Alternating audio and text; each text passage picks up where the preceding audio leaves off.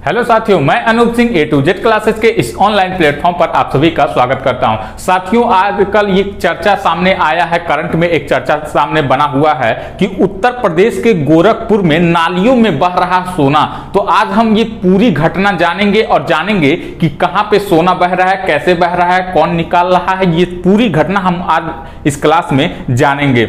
सबसे पहले हम उत्तर प्रदेश की बात करें तो एग्जाम की पॉइंट ऑफ व्यू से उत्तर प्रदेश का कुछ देख लेते हैं कि क्या उत्तर प्रदेश में पूछा जाता है। उसके बाद से हम गोरखपुर के भी बारे में बता देंगे। आप लोग जान लीजिएगा कि गोरखपुर में क्या क्या है, जो गोरखपुर के बाहर अदर लोग इस वीडियो को देख रहे हैं। गोरखपुर की विशेषता, गोरखपुर में क्या क्या है, गोरखपुर में देखने लायक क्या है, घूमने लायक क्या है और एग्जाम की दृष्टि से क्या इंपॉर्टेंट है, ये सारी बातें हम लोग इस क्लास में देखेंगे। तो सबसे पहले आइए देख लेते हैं उत्तर प्रदेश के बारे में, कुछ जानकारी ले लेते हैं। उत्तर प्रदेश जिसकी राजधानी है लखनऊ और मुख्यमंत्री की बात करें तो मुख्यमंत्री हैं योगी आदित्यनाथ जी महाराज। वहीं हम अगर राज्यपाल की बात करें तो आनंदीबेन पटेल राज्यपाल है। और लोकसभा की बात करें, लोकसभा की कितनी सीट है तो लोकसभा की 80 सीट है, जिसमें एक गोरखपुर का है। और गोरखपुर के सीट से कौन जीते हैं तो जो फिल्म स्टार हैं रवि किशन जी, तो गोरखपुर की सीट से सांसद हैं, इसको ध्यान में रखिएगा। राज्यसभा की बात करें तो राज्यसभा में 31 सीट है और विधानसभा की बात करें तो 403 सीट है। पहले ये 404 हुआ करती थी, जब ये एंग्लो भारतीय का पद हटाया गया तो 404 से 403 हो गई है। वहीं अगर विधान परिषद की बात करें तो विधान परिषद पूरे भारत में 6 राज्यों में है, आप लोग जान रहे होंगे, और उत्तर प्रदेश में भी है। और उत्तर प्रदेश में विधान परिषद की सीटों की संख्या 100 है। ये तो हो गया उत्तर प्रदेश के बारे में कुछ बेसिक जानकारी। वहीं अगर हम इस घटना की पूरी जानकारी देखें तो इस घटना की पूरी जानकारी यह है कि गोरखपुर में एक स्थान है घंटा घर। घंटा घर में लगभग 100 से ज्यादा सुनारों की दुकान है। तो ऐसा इसमें हुआ कि कई सालों से, दशकों से, ये 4500-50 वर्षों से लगातार यह घटना सामने आ रही थी, लेकिन इस पे कोई ध्यान नहीं दे रहा था, गौर नहीं कर रहा था। अभी हाल ही में इसको देखा गया है। जो घंटा घर में सुनारों की दुकान है तो वहां पे वो लोग क्या करते हैं, जब सुनारों की कटाई छटाई उसको बनाने की बात आती है तो वो लोग जब बनाते हैं तो छोटा छोटा कड़ जो होता है छटक करके कहीं बाहर चला जाता है, दूर चला जाता है, और कुछ कड़ उनके हथियारों में सट जाता है, जिसको वो अपने एसिड से जब धुलने जाते हैं तो वो पानी के जरिए नाली में चला जाता है। वो तो वो हो गया। मान लीजिए जो छटक के बाहर जा रहा है उसको आदमी बाहर के क्या करता है, झाड़ू लगा के नाली में बहवा देता है, बाहर कर देता है। तो यहां से ये हो गया। तो ये जो छोटे छोटे कण हैं तो ये नालियों में जाकर के गिर जाते हैं और वहीं पे क्या होते हैं, बैठ जाते हैं। तो ये एक दिन का नहीं, रोज का काम है।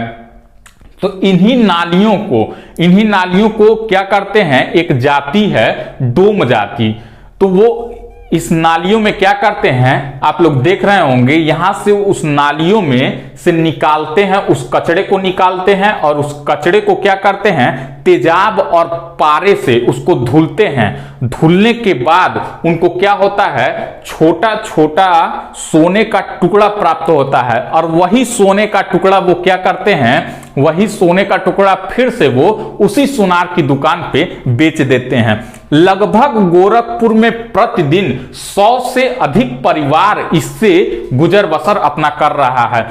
ये एक दिन में 1.5-2 घंटे की मेहनत करने के बाद इनको लगभग 500-600 रुपया आराम से मिल जाता है।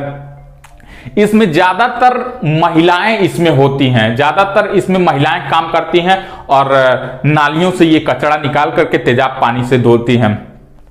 पहले ये केवल नागपुर और झांसी के बंजारा जाति ही इस काम को किया करते थे, लेकिन अभी क्या होता है कि डोम जाति भी इस काम को करने लगे हैं। ये नीच मतलब बहुत ही छोटा काम है, इसीलिए इसको सभी लोग नहीं करते हैं। तो यही जाति ही केवल इस काम को करती है, तभी भी 100 से अधिक परिवार इसका गुजर बसर कर रहे हैं। एक महिला हैं रजिया नाम की, जब पत्रकार उनसे पूछने गए तो वो इस काम को बताएं कि मैं 45 साल से इस काम को कर रही हूं और मेरे पति क्या है, अपाहिज हैं, तो वो घर में बैठे रहते हैं। एक जगह पड़े रहते हैं। तो मैं इस काम को 45 सालों से कर रही हूं और 1.5-2 घंटे इस काम को करने के बाद आराम से 500-600 रुपया मिल जाता है। वहीं एक दूसरे अन्य आदमी से उन्होंने पूछा, गोपाल नाम के, तो उसने बताया कि मैं इस काम को 15 सालों से कर रहा हूं और मुझे भी 1-1.5 घंटे काम करने के बाद इसमें लगभग 500-600 आराम से प्राप्त हो जाता है। यही नहीं, अभी और देखिएगा कि जो सुनार हैं, जितनी भी 100 से अधिक दुकानें हैं, तो वो लोग क्या करते हैं, उनके घर जो कूड़ा होता है, झाड़ू के द्वारा जो कूड़ा इकट्ठा होता है, तो वो इकट्ठे कूड़े को वो फेंकते नहीं हैं। वो क्या करते हैं कि एक जगह एक डिब्बे में रख देते हैं और वो जब डिब्बा कुछ दिन के बाद भर जाता है तो उस डिब्बे की कीमत, मतलब उसमें कूड़ा कबाड़ रहता है, ये लोग क्या करते हैं, उसको खरीद लेते हैं, हजारों रुपया में इसको खरीद लेते हैं और ये क्या करते हैं, फिर से वही प्रक्रिया शुरू करते हैं, उसमें से छांटते हैं, निकालते हैं, गलाते हैं और उसी सोना को, जो टुकड़ा छोटे छोटे उससे भी प्राप्त होते हैं, फिर से उन्हीं दुकानों को बेच देते हैं।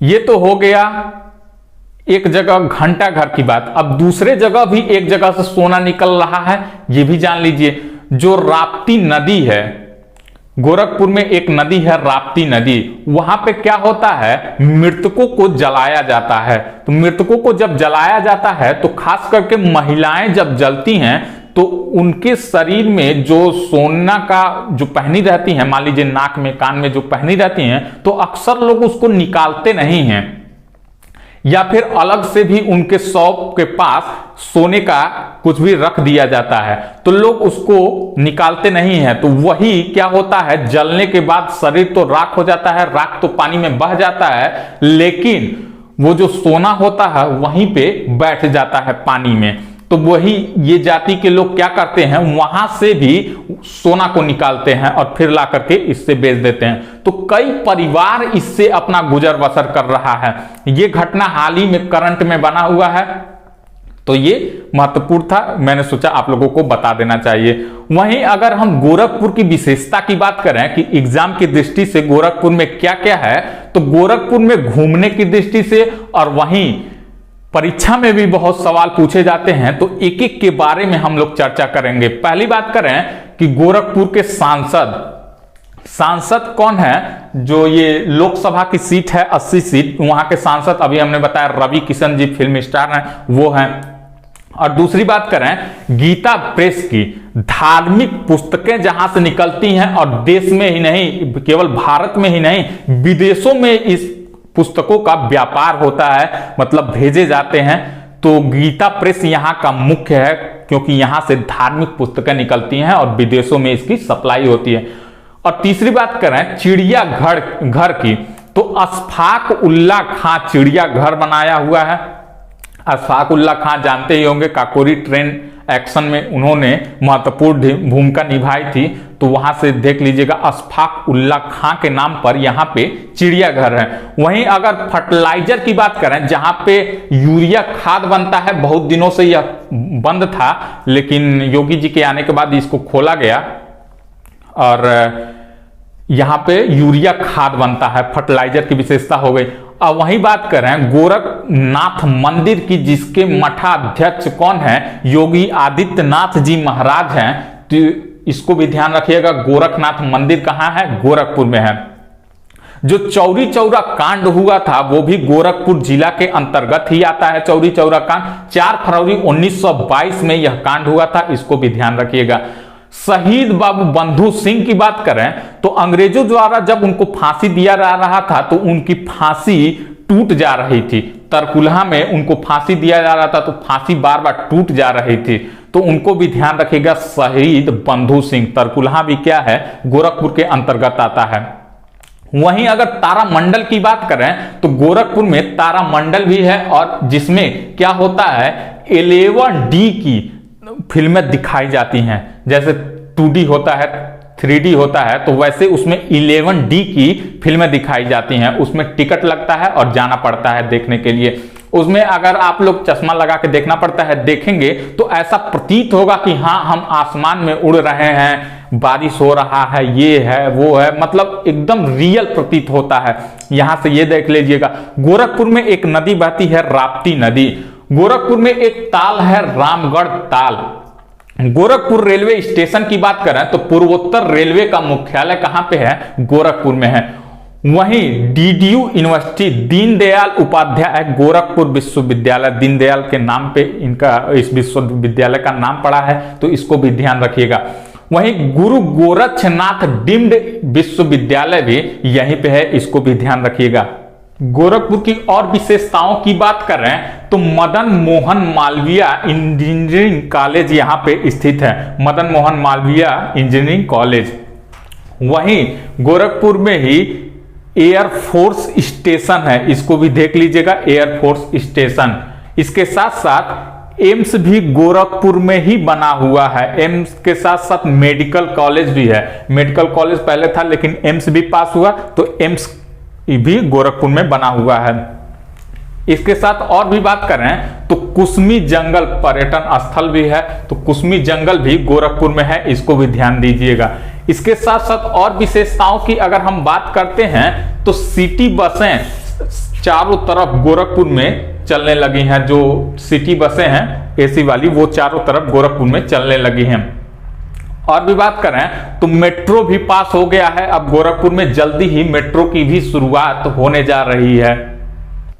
यूपी में पहला आयुष विश्वविद्यालय खोला गया है, जो चरगावा से थोड़ी दूर पे खोला गया है, तो इसको भी ध्यान रखिएगा। तो ये तो थी पूरी गोरखपुर की कहानी, गोरखपुर की विशेषता। आई होप ये न्यूज और गोरखपुर उत्तर प्रदेश, ये सारी बातें आप लोगों को समझ में आई होंगी।